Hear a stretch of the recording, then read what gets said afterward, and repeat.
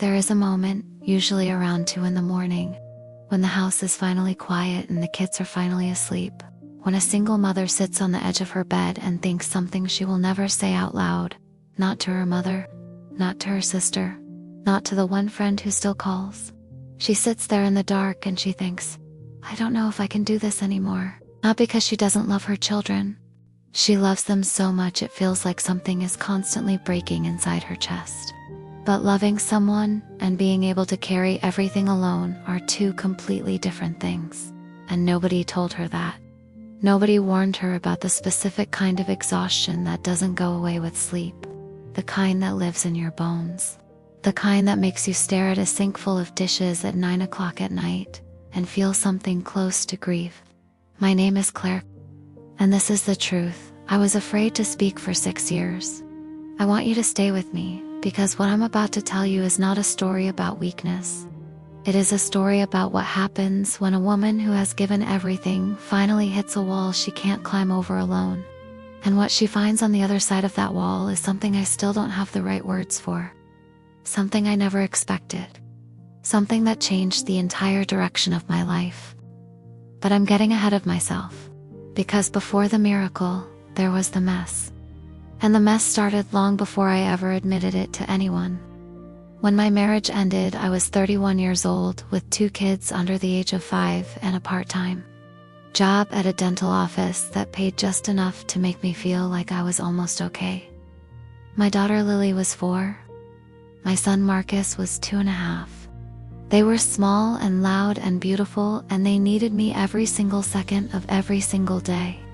And I poured myself into them completely because that was easier than feeling what I actually felt, which was terrified. The divorce wasn't dramatic. That almost made it worse. There was no screaming, no betrayal that made for a clean break. My ex-husband Daniel just slowly became someone I didn't recognize, and one morning he sat down at the breakfast table and said he hadn't been happy for years and that he wanted to leave.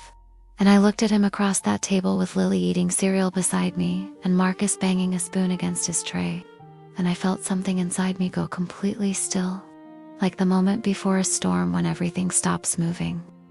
He left on a Saturday in October. I remember because the leaves were turning and the light outside was that specific kind of gold that makes ordinary things look beautiful. And I stood on the front porch watching him load boxers into his car, and I thought, this is the last normal day of my life as I know it. And I was right. The first few weeks people rallied around me the way they do. My mother came and stayed for a while. Friends brought food.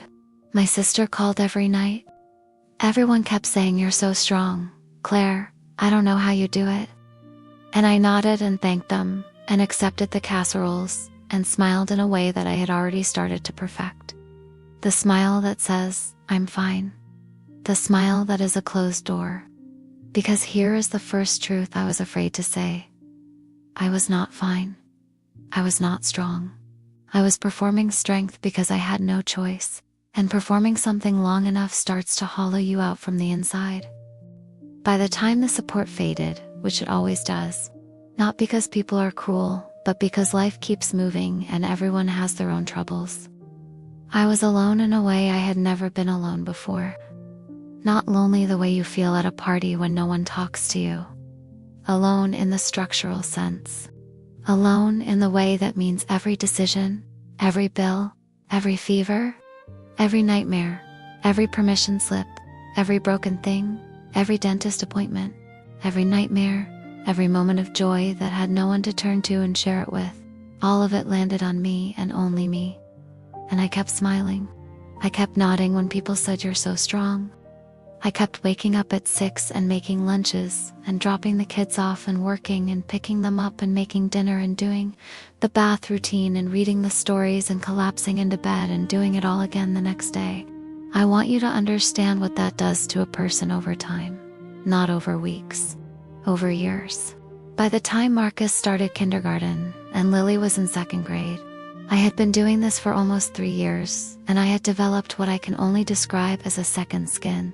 Hard on the outside, built for function, efficient, capable, the woman who figured it out, the woman who managed. From the outside I probably looked like I had it together, Inside, I was running on something that wasn't quite fuel anymore. Something closer to fear. The fear that if I stopped moving for even a moment, something would collapse. And then it did. It started with my car. Of course it did, because that is how life works. It never sends one thing at a time. The transmission went on a Tuesday morning in February when it was 17 degrees outside, and I had both kids in the back seat and we were already late for school. I sat there in a parking lot with the engine, making a sound that I knew even then was the sound of an expensive problem. And Lily asked me if we were going to be okay, and I said, "Of course we are, baby." And I believed myself enough to keep going. The repair was $2,200. I had $400 in my savings account. I had just paid rent and the electric bill, and Marcus had an ear infection, and the copay had been $60 I wasn't expecting. I sat with the mechanic's estimate in my hand, and I did the math in my head 3 different times, hoping the answer would change. I called my mother. She could lend me $5. I called my sister. She and her husband were tight that month, but she put $200 on her credit card for me. I put the rest on mine, which already had a balance that made me feel sick when I thought about it. Which is why I had stopped thinking about it.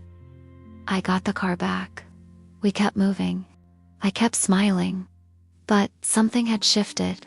Something small and structural.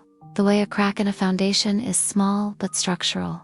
I had used up the last of my safety net. I had called the people who loved me most and asked for what they could give, and it still wasn't enough on its own. And I felt something that night that I am only now able to name honestly. I felt shame. Shame is an interesting thing. It doesn't announce itself. It just starts to color everything. It made me quieter on the phone with my mother. It made me deflect when my sister asked how things were going.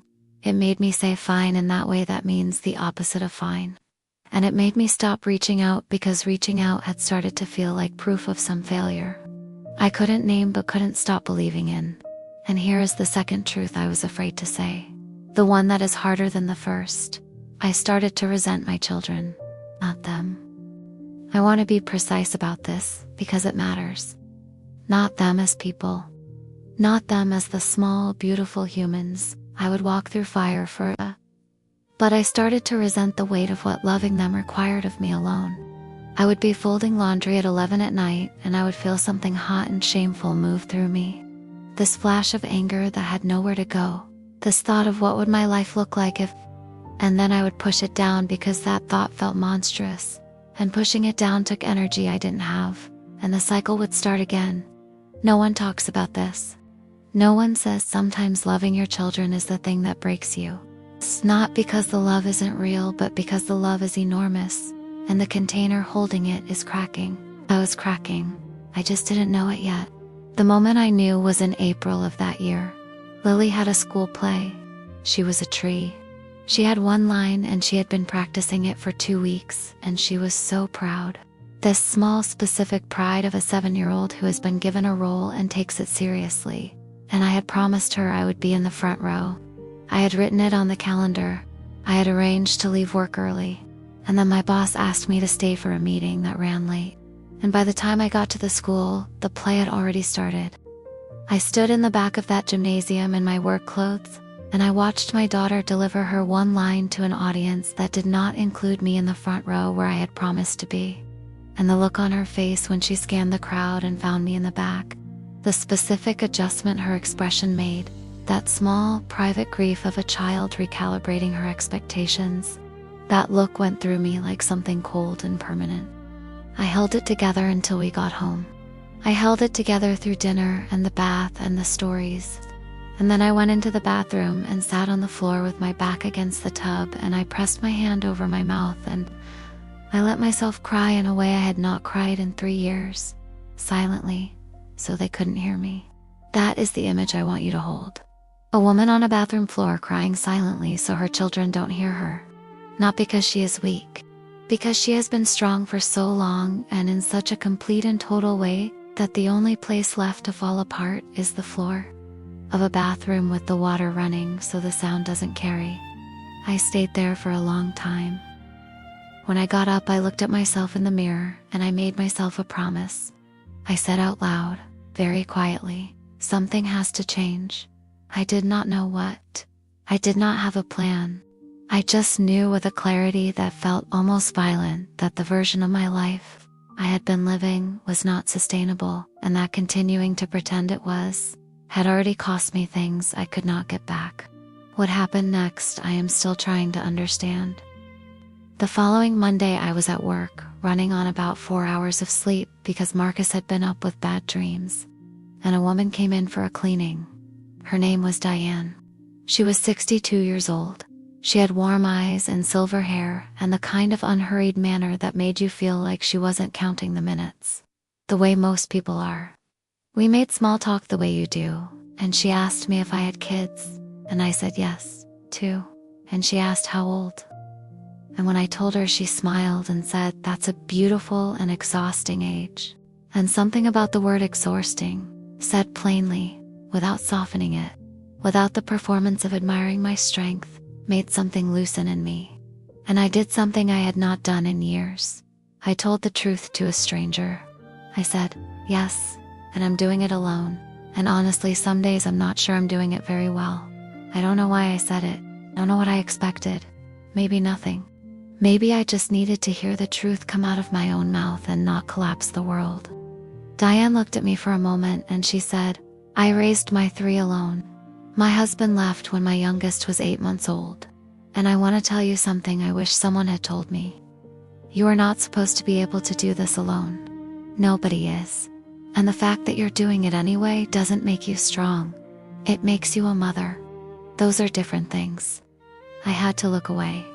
I had to pretend I was focused on something across the room because my eyes were doing something I could not allow in a dental office at 10 in the morning. She gave me her number before she left. She said, "Call me if you ever need to talk. Just to talk. No fixing, just talking." I put the number in my phone and I told myself I would probably never use it. I used it 3 days later. At 11 at night, sitting on the edge of my bed in the dark. The way I had been sitting for years. We talked for 2 hours.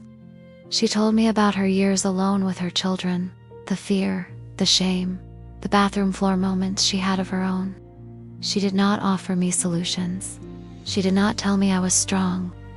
She just sat with me in the dark through the phone and let me be exactly as undone as I actually was.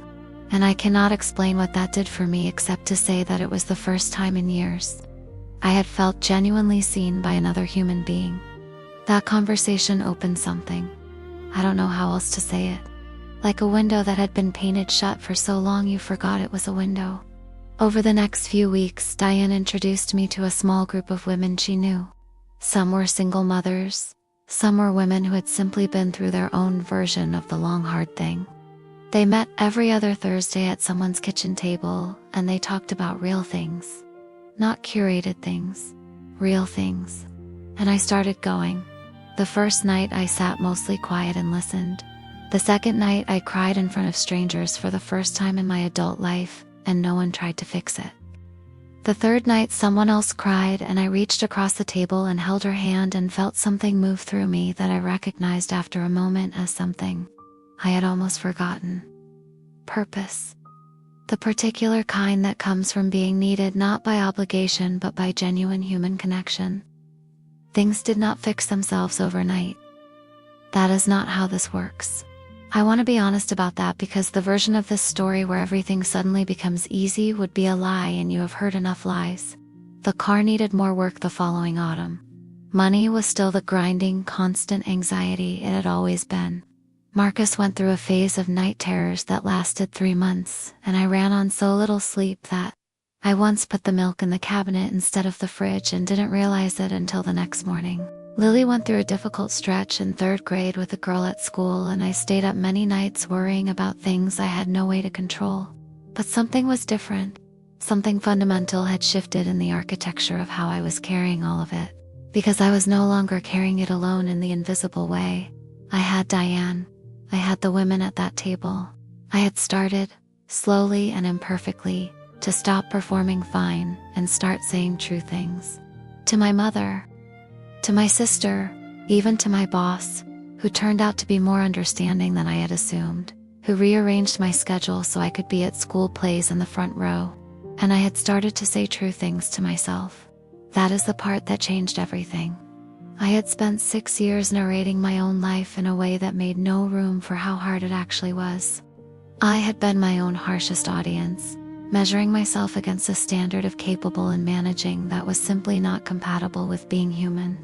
And once I stopped doing that, once I allowed myself to be someone who was doing her best inside genuinely difficult circumstances rather than someone who was somehow failing to thrive inside conditions that should have been easy, everything looked different.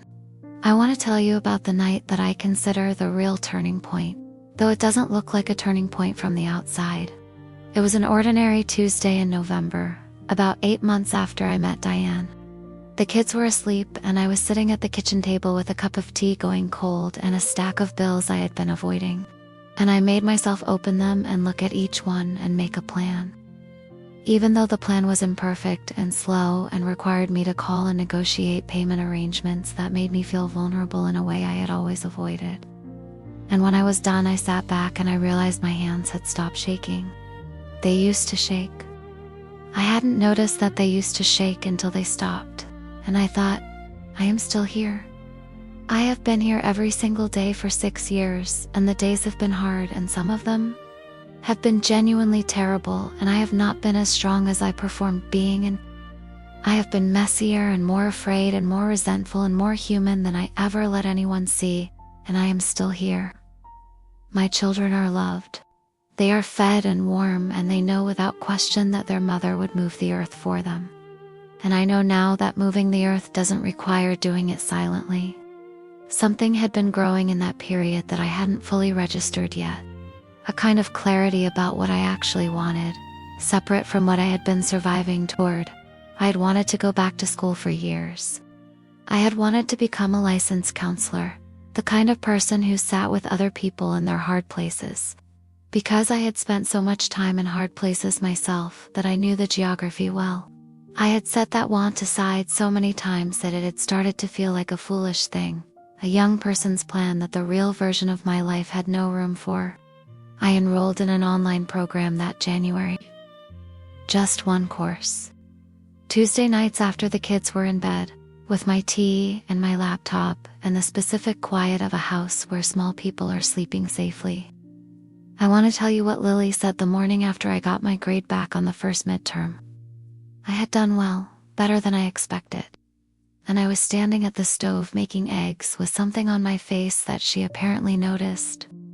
Because she looked at me and said, "Mama, you look different." And I asked her different how. And she said, "I don't know. Like yourself. Like yourself."